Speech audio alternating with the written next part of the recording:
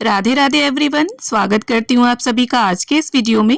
तो मकर संक्रांति आने वाली है और मकर संक्रांति यानी सकरात को हमारे हिंदू धर्म में बहुत अधिक महत्व दिया जाता है। मकर संक्रांति को दान और स्नान का दिन माना जाता है।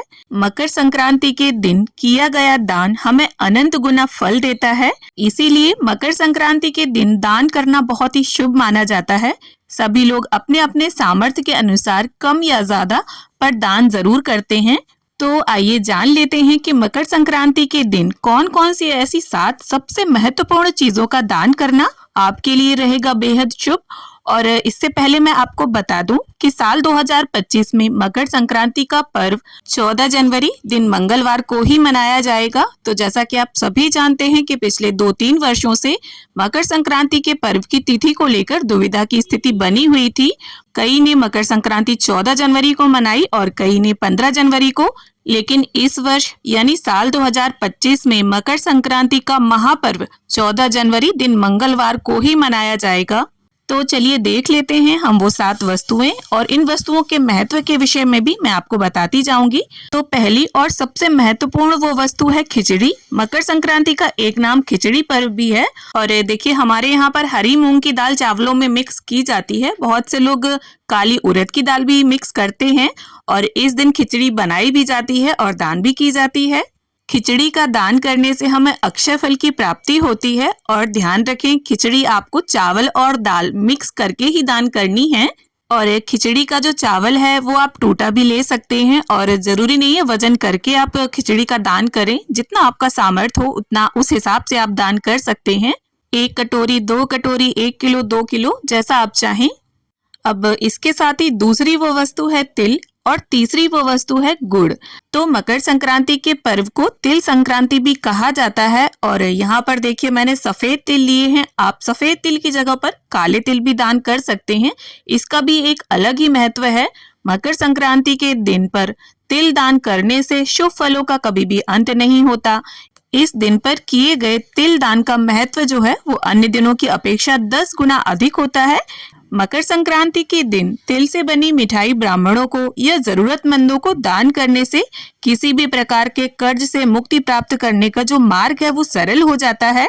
और ये देखिए गुड़ या गुड़ से बनी वस्तुएं सूर्य से संबंध रखती हैं, तो गुड़ दान करने से सूर्य के शुभ फलों की प्राप्ति होती है। व्यक्ति के जीवन में रिश्तों को लेकर मिठास बनी रहती है। समाज में मान सम्मान प्रतिष्ठा प्राप्त होती है। इसीलिए मकर संक्रांति के दिन गुड़ या गुड़ से बनी किसी भी वस्तु का दान हमें अवश्य करना चाहिए। अब चौथी जो वस्तु है वो है वस्त्र, और विशेष रूप से लाल और ऊनी वस्त्र। यदि आप मकर संक्रांति के दिन ऊनी और लाल रंग के वस्त्रों का दान करते हैं तो इससे कुल में वृद्धि होती है। जीवन के सभी प्रकार के कष्ट समाप्त होते हैं और जीवन उन्नतिशील बनता है। तो मकर संक्रांति के दिन आप किसी भी गरीब और ठंड में ठिठुरते व्यक्ति को एक जोड़ी ऊनी वस्त्र का दान जरूर करें। और देखिए मायने ये नहीं रखता कि आप जो वस्त्र दान कर रहे हैं वो महंगा है या सस्ता। जितना आपका सामर्थ्य है उस तरह से आप दान करें, लेकिन दान करें जरूर। और अगर आप लाल रंग के वस्त्र दान करते हैं तो आपकी कुंडली में सूर्य की जो दशा है वो अच्छी होती है, क्योंकि लाल रंग सूर्य देव से संबंध रखता है। और देखिए पहनने के वस्त्रों के साथ साथ अगर आप देना चाहें तो फुटपाथ पर जो गरीब लाचार बैठे होते हैं, ठंड में ठिठुर रहे होते हैं, उन्हें आप कंबल भी दान कर सकते हैं। तो इस तरह से हल्के भारी हर तरह के कंबल मार्केट में आपको मिल जाएंगे। और ये देखिए जरूरी नहीं है कि सिर्फ धनवान व्यक्ति ही दान कर सकता है, कम पैसे वाला व्यक्ति भी दान कर सकता है अपनी क्षमता और सहूलियत के हिसाब से। तो भगवान ने आपको जिस लायक बनाया है वैसा दान आप करें जरूर। और देखिए कंबल दान करने से आपकी कुंडली से राहु के जो अशुभ प्रभाव हैं वो दूर होते हैं।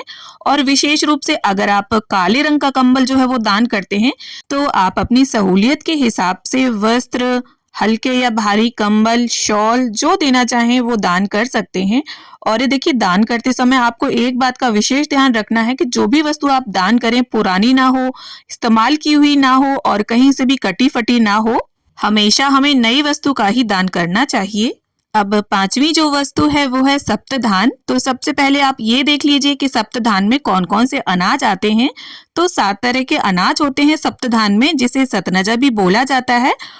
तो इसमें पहला अनाज है गेहूं, दूसरा अनाज है चावल, तो सप्त धान के दान में हमें बिना टूटा चावल ही दान करना चाहिए। तो यहाँ पर मैंने बासमती चावल लिया है।